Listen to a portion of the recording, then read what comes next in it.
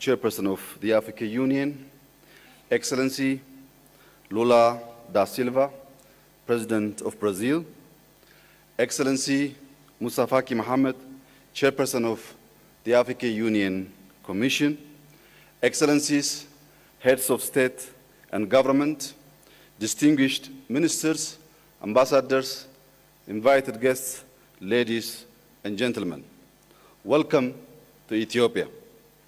It is an honor to be with you today.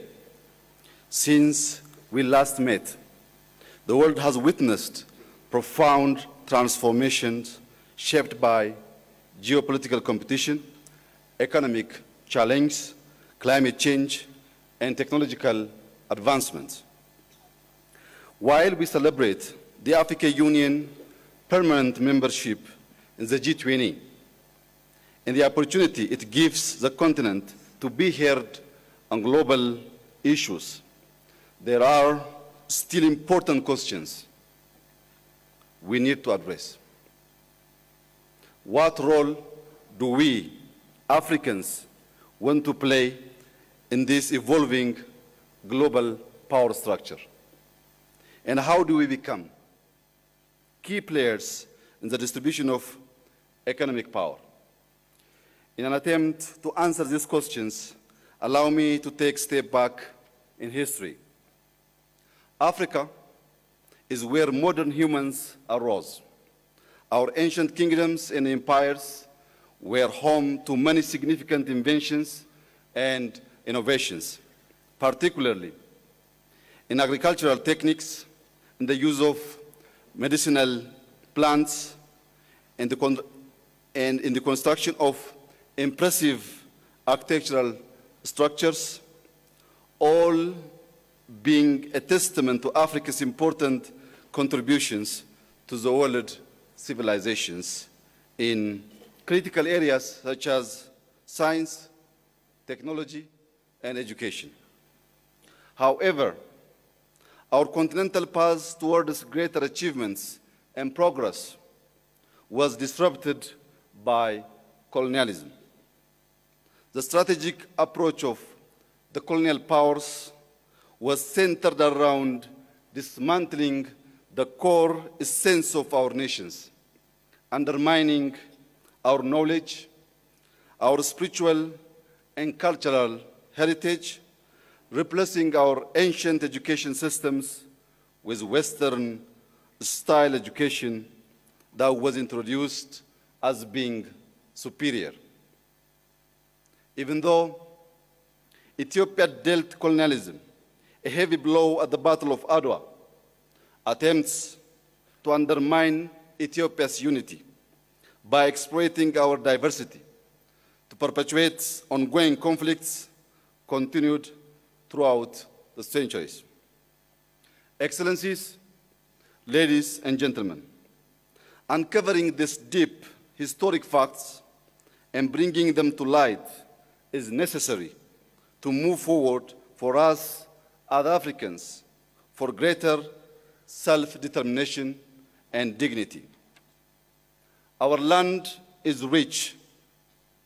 We are blessed with favorable weather, arable land, water, forests, natural resources, and a large youth population who embody the great potential of our continent.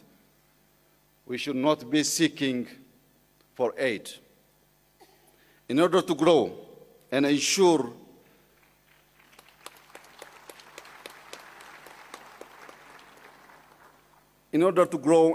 sustainable development, education is key. In the last 5 years, Ethiopia has made significant progress towards universal access to education. We have built over 30,000 kindergartens and primary schools. We are heavily investing in secondary schools and TVETs to ensure quality and skills development as well as meet labor market needs. Today, new technologies and innovative learning models can help our continent leapfrog into the future. Technology has taken learning beyond the classroom. Artificial intelligence is delivering personalized learning tailored to children's needs by breaking down cultural and language barriers.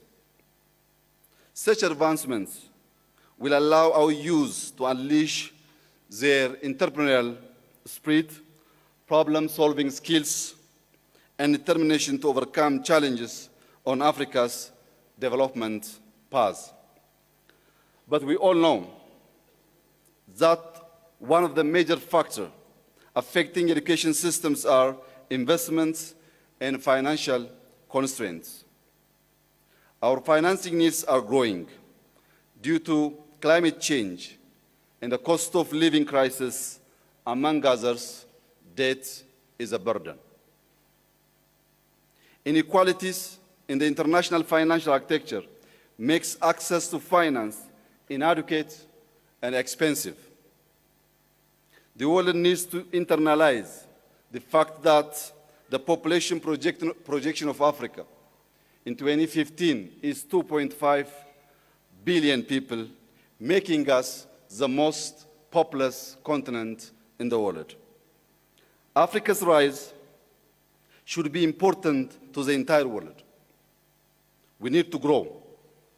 We need to build infrastructure, assure food security, strengthen our health and education systems, and create jobs.